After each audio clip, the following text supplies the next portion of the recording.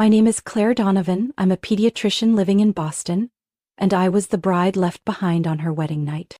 Not a few days before the ceremony, not at the altar, but in the middle of the reception in front of 200 guests, still wearing a wedding dress with visible fold lines. My husband, Zachary, received a message, went pale, looked at me one last time and said, "I have to go." He walked away as if the wedding had never happened. I stood there, alone, amid the music, the clinking of glasses, and the well wishes still hanging in the air. Have you ever been left behind in the exact moment you thought you were happiest? If you have, share it with me in the comments. If you haven't, stay. There's more to come. Hit like and follow the channel so you won't miss more stories that cut straight to the heart. Because what I have to tell you isn't only about a marriage that fell apart. It's about a truth I spent 5 years and 1 death to finally face. I met Zachary on a fall morning in the lobby of Boston City Hospital, where coffee cost twice as much and sleep was the rarest luxury for a second-year resident like me. I had just finished a 36-hour shift, eyes blurry, head spinning, fumbling with a cup of hot coffee I treated like the only thing keeping me upright that morning, and then I bumped into him. The coffee spilled across his expensive white shirt, staining the front brown. I froze, stammered out an apology, dug through my bag for napkins. But he chuckled and spoke first. "Doctor should get more sleep." Then he pulled out a handkerchief from his own pocket, handed it to me and added, as if he couldn't care less about the stain, "But if you're planning to attack someone with caffeine again, maybe go for a cheaper shirt next time." I laughed. Zachary wasn't like any man I'd met before. He wasn't pushy, he wasn't flashy. Because this story isn't only about being left behind. I declined, politely but firmly. I was exhausted. My heart and mind had no space left for anyone. But the next morning, while changing into my white coat in the doctor's locker room, I found a small folded note in my pocket. "If you change your mind, the coffee won't be hot, but I'll still be waiting." His name and number were written beneath it, Zachary Cole. I didn't text back. Not until a rainy night, when I'd been stuck covering the ER for 20 straight hours, and no one showed up to pick me up like they'd promised. I sat alone by the vending machine, staring at a bottle of water like it might offer comfort. And then Zachary showed up, soaked from the rain, holding a box of hot food and a pair of fuzzy slippers. All he said was, "Haha, I figured you forgot what warm feet feel like." From that day on, I started finding small notes in my pockets. "Good luck with the morning shift. Hope all your patients are adorable. Don't forget to eat something before 10. Have you any water yet, Dr. Donovan?" One time, I fell asleep on the phone with him mid-call. The next morning, I woke up on the sofa with a blanket gently covering me, and a note that read, "You're funny even in your sleep." We didn't fall in love right away. It grew quietly, gently, like the way he patiently waited in his car for me to finish each shift, playing soft music and holding out a cup of hot cocoa for me to sip before saying a word. When I passed my board certification exam and officially became a pediatrician, he took me to the public library, the one where I'd spent many sleepless nights studying. At our usual bench, he got down on one knee and held out a slim, white gold ring. No diamonds. Just my name engraved on the inside. "Claire Donovan, I don't need a grand promise. I just need to know that when you're tired, you'll still choose to come home. To me." I nodded in silence, not from a surge of emotion, but because I knew. He was home. When his mother died suddenly from a stroke, I was the one who sat by his side in the emergency room for 7 hours. He didn't cry out loud. He just held her cold hand like he was clinging to the rest of his life. After the funeral, he said something I've never forgotten. "You're the only person I trust completely now." We began designing our dream home in a quiet suburb of Brookline. Light wood floors, large sun-filled windows in a corner just for the 2-tier bookshelves. Because I loved children's books. He spent a whole month finding the exact kitchen tile in Seattle fog, like I wanted. I picked paint colors for the nursery, even though I wasn't pregnant yet. He picked names, Miles if it was a boy, June if it was a girl, after his mother. Every detail in that house reflected a man who paid attention to what I loved. From the brand of tea I drank, to the rocking chair on the balcony so I could rest while still seeing the sky. We both believed we had found the calmest place in the chaos of life. So when he walked away on our wedding day, I didn't just lose a husband. I lost the belief that love, if deep enough, would never leave. After that night, I tried everything a wife, or someone who still believed she was a wife, could do to find him. I called, he didn't pick up. I texted, no reply. I went to his office, locked. The staff said he was on an urgent business trip. I contacted his parent company. The manager told me Zachary had filed for indefinite leave the morning after our wedding. The only thing in his email, I need time. Time for what? I went to the house we had designed together. It was still unfinished. No furniture, curtains uninstalled, bedding still sealed in plastic. Everything was halfway, like my life. The oak dining table hadn't even been unboxed. The rocking chair swayed in the wind out on the balcony. No sign he had ever come back. I stood in that unfinished house like a smudged line on paper. Not erased, but never continued. A week later, I went to his mother's house, Mrs. June's. She had no answers for me. All she said was, "Claire, if you need to stay here, treat this place as your home. I don't understand what's happening with him either." Her eyes held a deep sorrow, like she was losing her son all over again. I couldn't cry there, and left. Every trail went cold, until one rainy night, I got a call from Ian Keller, Zachary's best friend from college. "Claire? It's Ian. Sorry it's late. But I can't keep this to myself anymore." I sat up straight, my heart pounded. I know I shouldn't be saying this, but that day, before he left, Zachary called me. He said one name. I held my breath. He said, "Ava. She's back. Everything's falling apart." The phone nearly slipped from my hand. Ava Whitmore. I had only heard that name once, on one of our early dates when Zachary mentioned a college relationship that ended in tragedy. Ava, the ex-girlfriend who supposedly went missing in a car accident back in 2015. It made the news. There was a funeral. The family confirmed the body. Zachary barely spoke of it. He only said, "She turned left. I didn't, and that was the end, forever." Though how was she back? I stayed up all night digging into anything I could find about Ava. The accident article. It was still online. But when I searched public records for Ava in the citizen database, the result came back blank. No social security number, no tax records, no bank accounts. As if after 2015 she had never existed. Zachary's silence began to take shape. I went to the city library archives where death notices, certificates, and crash reports were stored. One strange detail. In Ava Whitmore's death certificate copy, the field for identification of the body was blurred due to a print error. The section for next of kin contact was also empty. I called an old friend, an investigative journalist for a local paper. She helped me connect with someone who had covered the crash years ago. The call lasted 6 minutes, but the first 10 seconds were enough to chill me to the bone. Ava Whitmore wasn't included in the DNA-confirmed victim list because there was no DNA to match. The body was too badly burned for complete identification. But the family held a funeral anyway because they had complete faith. The exact same words Zachary once said to me at his mother's funeral. And I started to wonder how many parts of his life were built on that same complete faith, where I was never allowed to enter. Filed public records requests across multiple states. A week later, a small data entry arrived from an archive office in Wyoming. A newly registered driver's license under the name Ava Marie Whitmore, using a new social security number. Address: Jackson Hole, Wyoming. I printed it out, sat at my kitchen table with a cold cup of coffee, and stared at the line of text. I couldn't believe I was tracking a woman who was supposed to be dead. Because she might be the reason my husband walked away on our wedding night. I called Ian again. "Is it possible Zachary was being threatened by her?" I asked. "I don't know, but I've never heard him sound that scared." It was like something had pulled him back into a past he thought he'd escaped.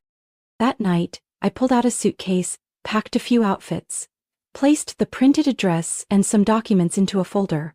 I wasn't planning a confrontation. I only wanted the truth. even if it was the last thing I was ready to accept. But I didn't go to Wyoming. Even after printing the address, arranging my clothes, being ready to walk right into that town, I didn't leave Boston. After 3 weeks of restless sleep, eating out of obligation, and asking myself what I did wrong, my body began to revolt. I had stomach pain, started losing weight uncontrollably, my skin turned gray despite no sunlight. I still showed up at the hospital every day, still wore my white coat, still placed my stethoscope on the fragile chests of NICU newborns, still answered parents' questions with a calm voice, but I wasn't living. I was surviving. Or more accurately, hiding. Hiding from the question why. Hiding from the wedding music still echoing in my mind every night I lay down. Hiding from the image of Zachary staring at me with blank eyes, and that sentence I could never explain. I have to go. My friend started to pull away, not out of malice, but helplessness. Jessica, my best friend and maid of honor, came by every day the first week. She brought food, folded my laundry, reminded me to drink water, and told ridiculous stories about her bad dates to try to make me laugh. One day she sat on the edge of my bed, her voice barely audible. "Claire, if you won't talk, I don't know what else to do." I buried my face in the pillow, silent. She sighed. "You don't have to be okay right now, but you have to let yourself be hurt, be angry, be alive. You can't go on like this, a ghost." A few days later, she stopped coming. Zachary's family cut all contact. His mother stopped answering calls, his sister blocked me on social media. His uncle, who used to sip whiskey with me and tell high school stories about Zach, sent me a single email. "We asked for privacy during this time." Their privacy? What about my pain? I started imagining that Zachary had been kidnapped. Maybe he'd been forced. Maybe an accident, a conspiracy, an undiagnosed mental illness. I clung to anything that might make what he did forgivable, until I got a call from the bank. "Hello, Ms. Donovan. We'd like to verify some recent transactions made on a new MasterCard account under your name, opened on the 17th of last month." "Excuse me? I didn't open any new accounts." "Exactly, ma'am. That's why we're calling. It appears the card was opened using one of your older profiles, but the delivery address is a hotel in Montana." I asked for the details. "A new credit account. Shipping address, Cabinwood Inn, Livingston, Montana. Recipient name, Zachary Cole." The hotel was a small inn with only 8 rooms. I found the phone number online and called immediately, heart pounding so hard it strangled my voice. "Cabinwood Inn, how may I help you?" I tried to sound calm. "I'd like to confirm whether a Zachary Cole is or was staying there. I'm his wife." There was a pause. "I'm sorry, we can't release guest information. This is urgent, life or death, family. I don't even know what I am anymore." I don't know if it was pity or something else, but the receptionist finally exhaled. "There was someone named Zachary Cole here, room 3. He stayed a week and left last week. Do you know where he went?" "We're not sure, but he didn't leave alone." "Ah, what do you mean?" "There was a woman with him, no reservation under her name, but tall brown hair, wore wide-brimmed hats, always had sunglasses on, even indoors." I tried to steady my voice. "Do you know her name?" "Sorry, it's not in our system. But I remember he called her Ava." I put the phone down on the table. My hands shook so much I needed both just to hold my water glass. Zachary wasn't missing. He hadn't been kidnapped. He wasn't mentally unwell. He left. By choice. With Ava. And he used my name, my identity, to pay for his disappearance. I left Boston in early September, carrying 2 suitcases of clothes, a folder of medical records, and a wound that had no name, only the feeling that every time I looked in the mirror, I no longer recognized the person staring back. The Silver Creek Community Health Center sat in a small town in northern Vermont, nestled between pine trees and rolling grassy hills. There were no automatic elevators, no endless white corridors like the big hospitals, just 4 main exam rooms, a shared call room for doctors and nurses, and an old coffee machine that clicked off-beat every few seconds. But there, I could breathe. I came in as a pediatrician and child development counselor for low-income families. At first, I thought it would be temporary, a few months to rest, then back to the city. But after the first week, when a 3-year-old boy clung to me because no one reads me books before bed anymore, I knew I was staying. Caleb Morgan was the first to greet me on my first day. Not in a white coat, no name tag.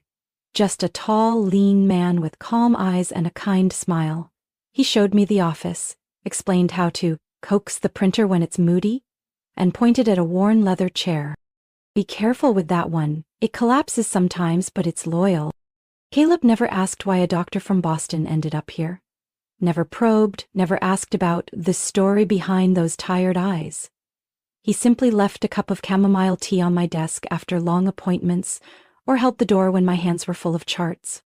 He lived 5 minutes outside town in a 2-story wooden house near the creek.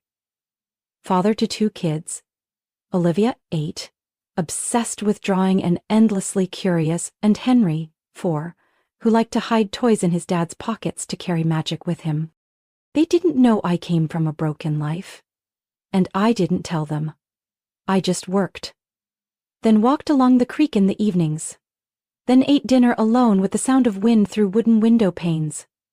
My world shrank down to the second-floor kitchenette at the clinic, where I drank cocoa, reviewed files, and sometimes heard Caleb humming country songs while washing mugs. One day, Olivia fell while running across the schoolyard. It wasn't a serious scratch, but she sobbed like her leg had snapped in half. Caleb carried her into the clinic, and I was the one who cleaned her up. Olivia clutched his hand and yelled, "Dad, are you sure she knows what she's doing?" Caleb laughed, ruffling her hair. "Claire once healed the kind of pain even I couldn't see, sweetheart." I said nothing, kept dabbing the scrape on her knee. But something unfamiliar stirred inside me. We started having lunch together. Not planned, not scheduled, just when I came downstairs he was already there, or the other way around. He liked peanut butter and banana sandwiches, which I used to find indigestible, but then tried one day and didn't hate it. I liked hot soup. The only thing that made me feel steady when my insides still swayed. Caleb said, "People who've been broken tend to choose soft things, easier to swallow." One late night, Olivia had a high fever. Caleb called me, not as a doctor, but as someone he trusted. I arrived in a wool cardigan, carrying a box of meds and a stethoscope. Olivia lay weakly in bed, murmuring a friend's name in her sleep. After giving her the meds, I sat in the living room chair, watching Caleb read under the lamplight beside her. "You're a good mom," I said softly. He looked at me. "I'm not a mom, just a grown-up trying to do the right thing." I meant to laugh, but my throat caught. He noticed. He didn't ask anything. He just placed his hand on the back of the chair, nearly touching my shoulder but never pushing. We weren't in love, but on quiet evenings, when Olivia giggled and Henry sang made-up songs, I'd catch Caleb's gaze. Calm, unhurried, but enough to let me know if I wanted, I could stop running. After 2 years in Silver Creek, I stopped counting the days. I moved into Caleb's house on a spring morning. It wasn't a grand move. No ceremony, no truck, only a few boxes of books, a lavender plant in a tin bucket, and a quiet question as he rinsed the plates. "If I bring over all these files, would you kick me out?" He smiled, wiped his hands on a dish towel, and kissed my forehead. "As long as you don't bring 3 more broken coffee makers." So I stayed. No announcements, no fanfare. But the kids understood. Henry, 6 at the time, told his classmates, "My dad has a new wife, but they're waiting for a dinosaur cake to get married." And Olivia, 10 now, sharp and thoughtful, once called me Mom while half asleep during a fever. I stood by her bed, still holding a warm cloth, unsure if I heard it right. The next morning, when I brought it up, she shrugged. "I know my real mom's gone, but if the new mom makes chicken soup and reads every word in the book, she probably counts." Caleb heard it, didn't say a word, but that night, he left a note on the dinner table. "Thank you for not walking away, even when you had every reason to." Our engagement took place in the backyard. No white dress, no diamond ring, just about 10 people, some close coworkers, neighbors, the kids, and a blooming apple tree. Caleb built the bamboo arch himself. Henry snuck in green twinkle lights to make it magic. I wore a simple green dress, braided my hair, and held a bouquet of wildflowers Olivia picked that morning. No speeches. No one needed to say anything. It was all there, in every glance. Afterward, when the guests had gone, I sat with Olivia on the back steps. She leaned her head on my shoulder, our fingers interlaced. "Were you scared, Mom, before you decided to stay with us?" I looked out at the pines. Yes, very scared, but I was tired of walking without knowing where I was going. She nodded slowly. I was scared too, but Dad said it's not as bad if you're scared together. I thought everything had finally settled, that the past, after all this time, had stopped trying to intrude on the life I'd rebuilt, piece by fragile piece. But then, on a Thursday afternoon in late fall, I came home to find Caleb standing on the porch with a worn package in his hand. "Someone left this at the door. No return address." I took it. A soft, old cardboard box sealed with faded tape. On the top, just one line in bold pen, slanted handwriting I knew too well. "Claire, if you still want to know." I brought it into the kitchen, hands trembling slightly. Caleb didn't ask. He just placed 2 cups of tea on the table and sat beside me. I opened the box. The first thing inside was a handwritten letter, the paper yellowed like it had been written long ago. I recognized the handwriting instantly. Neat, measured, a bit rigid. Just like everything Zachary did. Where?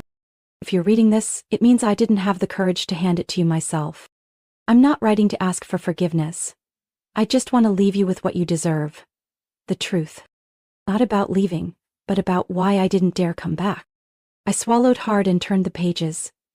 Underneath the letter was a sealed envelope with the Massachusetts General Hospital logo. I recognized the format immediately. A biopsy result. Inside, stamped in red, were the words, "Adenocarcinoma, stage IV." Attached was a CT scan of the abdomen. The black and white images clearly showed a tumor surrounding the pancreas, a textbook case of late-stage pancreatic cancer. I didn't need the last line of the letter. I lived with mistakes, but I don't want to die in silence. Caleb didn't ask. He simply placed his hand over mine. Steady, quiet, the kind of gesture that said more than words ever could. No explanations needed, no defense. I folded the letter carefully, then stood to get my coat. I had never planned to go back, but some doors, if you don't close them yourself, will keep the wind howling through your life forever. I arrived at the hospice on a Saturday afternoon. The sky was gray, like a soft cloth had been draped over the world. It wasn't raining, the wind had stilled, but that October chill, the kind that doesn't sting, only awakens what we thought we'd buried, was everywhere. Zachary was in room 12, second floor, at the end of the hallway. The door was ajar. I pushed it gently and stepped into the small room, lit by artificial light. The air smelled faintly of antiseptic, mixed with dried lavender hanging near the window. He lay there, gaunt, pale, the skin around his eyes sunken. But his eyes, they were still the same, the ones I had once known, once loved, once thought I'd look into for the rest of my life. When I stepped in, he turned his head. When he saw me, his lips trembled, then curved into a faint, tired smile. "I didn't think you'd come." I pulled the chair closer but didn't speak right away. He breathed slowly, closing his eyes for a few seconds as if gathering the last bit of strength he had left. "I know you don't owe me anything," he whispered. "Not a visit, not even a goodbye, but if you still want to understand, just a little, I'll tell you everything." Zachary inhaled deeply. His voice was hoarse, weak, but each word came through clearly.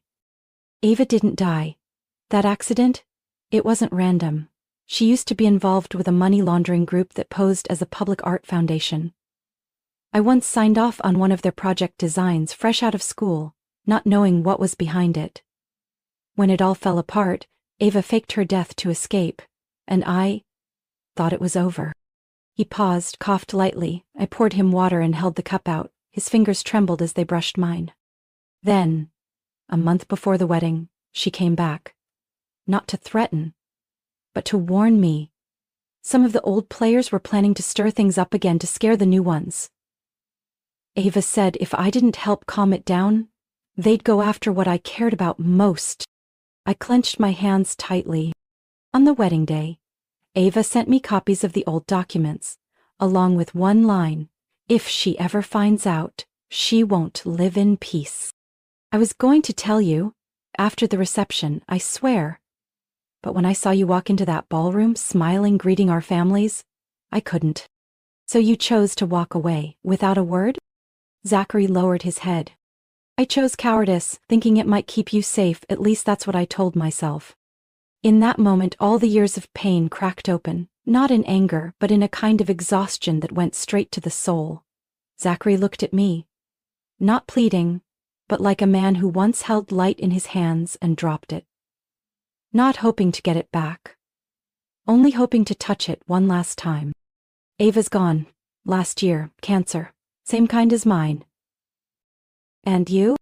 The liver metastasis the doctor says could be a few months, could be a few weeks. How long were you with her? 2 years. But not the way you think. There wasn't love. Just two people with the same fear clinging to each other to stay afloat. I turned away. Then why now? Why send the letter? Why call me here? His voice shook. Because I'm dying. And you're the one thing I never had the courage to face. I took a breath. The room suddenly felt smaller, as if the beeping heart monitor and his shallow breaths were the only sounds that existed. Zachary kept speaking, this time without looking at me. His eyes fixed on the white ceiling. I don't expect forgiveness. I don't expect you to come back. I just want you to know. The one thing I held on to, all this time, was the image of you in that dress. Walking toward me, eyes lit like the world only had the two of us. I bit my lip, my eyes stung, but the tears never fell. I'm no longer the woman in that dress. No. And you don't need to be. You deserve to be whoever you choose to become. I just thank you for coming, so I won't die with words still buried inside me. I didn't know if it was an ending, or a very quiet beginning. But for the first time since he left, I could look at him without feeling torn apart by the question, why? I returned to the hospice the next morning, carrying a box of chamomile tea and a few slim books about planets, something Zachary used to love back in college. I didn't know exactly why I'd brought them. Maybe because I still remembered how he used to whisper to me after long overnight shifts. If there's another life, I want to be an astronomer. At least stars don't betray each other. Zachary wasn't strong enough to read anymore. But when I opened the books and read aloud, my voice steady and warm, he tilted his head like he was listening to every word. I didn't feel like I was forgiving. I just didn't want to carry bitterness into the life I was now living. Well, I stayed by his side every day. Caleb would drop by occasionally. He never came into the room, just left coffee in the hallway with a quick note. The sun's out a little today. Olivia and I will be home if you need silence to return to. I used to fear that Caleb wouldn't understand. But his silence? Exactly the kind, at exactly the right time, let me know I didn't need permission to process old grief with kindness. On the 5th day, I arrived earlier than usual. The night nurse told me Zachary had barely slept. He was weaker. I entered the room, turned on the instrumental version of Clair de Lune, his favorite piano piece. He couldn't speak anymore, but his fingers twitched lightly as if trying to reach for the melody. I sat beside him, holding his hand. For the first time since he left, we said nothing, and when his breath grew slower, I leaned in and whispered, not because I knew he could still hear me, but because I needed to say it. I didn't forget, but I've learned how not to hurt from it anymore. Thank you for letting me move forward. A single tear slipped down his cheek. His hand clutched a small letter he had held on to in those final days, so tightly that I had to gently pry each finger loose to take it. I didn't cry. Tears didn't feel like the right language to say goodbye to someone who had once been everything, and was now simply a part of a memory that shouldn't be erased. That night, I sat on the living room sofa. Caleb beside me, one arm around my shoulders, gently, like always. I opened Zachary's final letter.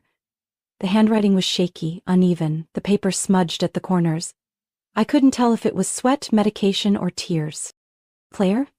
I once hoped I'd live long enough to explain everything. But sometimes explanations don't come from time. They come from courage. Thank you for living well, even when I didn't deserve it. You did what I was never strong enough to do. Keep treating the world with kindness, even after it broke you completely. I don't ask to be remembered as a husband or even a former love. I only hope that in your memory, I'm not the one who made you lose faith in everything. I'm not asking for forgiveness. Just that you keep the best years and let the rest drift away, like wind through an old season. Caleb quietly took the letter, folded it gently and placed it in the small wooden box Olivia once used to collect colored stones by the creek. He turned to me, eyes meeting mine. He didn't rush to ask, "Are you okay?" because he knew I didn't need that.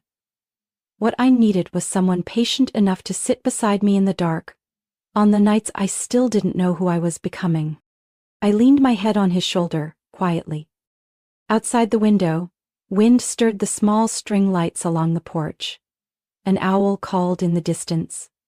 Moonlight reflected faintly off the shingles, and something in me, held tight for so long, finally let go. Not to disappear, not to drift away, but to no longer weigh me down. I returned to Montana at the end of winter, when the snow had begun to melt, and little drops of water tapped down from the eaves like spring knocking at the door. Same wooden house by the creek. Same lights Olivia had hung on frayed rope. Same door that creaked when it opened. But everything felt different, not because I'd forgotten, but because I had stopped holding on. Zachary was no longer the name that made my chest tighten when I heard it. He was simply a part of the long story I had once walked through, like a stretch of dark forest I got lost in. And now, I had stepped back into the light. We held the wedding on a Sunday morning by the creek where Caleb and I often took the kids to play. No church, no formal wear, no organ music, just the sound of water running and wind rustling through tall pine branches. Olivia scattered flower petals along the path, no ornate aisle, only a path the children's feet already knew by heart. Henry darted around excitedly, asking over and over, "Mom, is it time for the forever promise yet?" I laughed. The way children name grown-up rituals always made me feel lighter. I wore a cream dress so simple no one would have guessed it was a wedding gown. Caleb wore a linen shirt, sleeves rolled, eyes following my every move like he still couldn't believe this day had really come. The officiant was a retired doctor who used to work at the clinic, now our neighbor and Caleb's fishing buddy. He opened with a line that made the whole gathering laugh. "Marriage isn't a destination, it's a pair of sturdy shoes. If they fit, you'll go far. If they don't, every step will make you wince." He held my hand gently, firmly, and in that moment I wasn't thinking of the past or any other name. I was fully present. We didn't exchange poetic vows. We simply said what we had already lived over the past 2 years. I promise not to try to be perfect, just patient, honest, and if you forget to wash your coffee mug for 3 days straight, I'll still love you. After one last grimace, I promise to always ask, "Are you okay?" even when you say, "I'm fine." I promise to remember, the woman standing before me was once left behind, and still chose to believe in love again. We kissed by the creek. Instead of fireworks or applause, there was only a breeze over the grass and the soft scent of apple pie floating through the trees. A few weeks later, I began to write again. Not a journal, but a book, not quite a memoir, but honest enough for anyone who'd ever been left to find themselves in it. The working title? After They Never Came Back. I wrote in the early mornings, before the kids woke, as the first sunlight streamed through the kitchen window, stretching long across the wooden table. I wrote about the things no one says at weddings, that love isn't always enough to make someone stay, that silence can hurt more than goodbye, that women don't have to be strong right away. They need to not fall completely. Caleb didn't ask much about the manuscript. He simply placed a mug of coffee next to me each morning, perfect temperature, exactly how I liked it, and occasionally left little notes. You're writing what others haven't dared to name. Keep going. One day, Olivia walked into the office while I was editing chapter 23. Are you writing about something sad, Mom? Yeah, about the kind of sadness I once thought I'd never get out of. She thought for a while, then asked, Action. But did you ever get out? Not out, I learned to live with it and still move forward. Olivia nodded, then said, like a little philosopher. Like when I was sad because real Mom was really gone, but there's a new Mom now who makes pancakes? I laughed and pulled her close. No one teaches children how to name emotions, but they always seem to know how to express them in the language that cuts straight to the heart. The sky that day was clear like crystal, the lake still, so still it seemed even the pine trees mirrored on its surface had stopped breathing. Said for we held the celebration by the lake. It wasn't called a wedding anymore, because everyone there knew we'd been a family for a long time, but today was a chance to raise a glass, not for a beginning, but to honor a road already walked with courage. I stood on the lawn, my ivory dress swaying lightly in the breeze, surrounded by friends, coworkers, neighbors, people who had seen me fall quietly and slowly rise again. Caleb remained close, his presence steady without a word, his hand resting gently on my back like a silent reminder. You don't have to carry this alone anymore. They've seen it, and you're still here. I lifted my glass and stepped onto a flat stone by the water's edge so everyone could see. Olivia tugged at my dress from behind, her eyes shimmering like the lake. Henry held a bunch of wild grass, eyes locked on a dragonfly perched on his father's sleeve. Someone once asked why I'd want to host this kind of gathering. They said you're already together, you've made it through the storms, you have a home, kids, peace, what more do you need? I looked around, meeting each gaze. Too, I think, we don't have events like this to mark a milestone. We have them to quietly acknowledge. We've been through more than most people realize. And we're still here. I saw a few heads nod, people who had lost husbands, wives, who had raised children alone, who had cried in the kitchen while the world partied outside. I was once left at my own wedding, not because I wasn't enough, not because I did something wrong, but because the person I loved carried a weight I couldn't take on.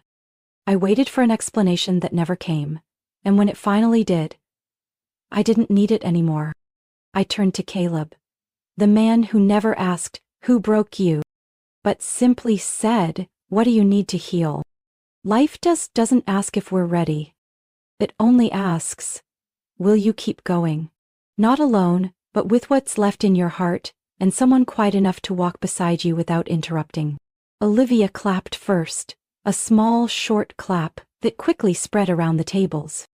Caleb squeezed my hand and whispered, "Owen, you have no idea.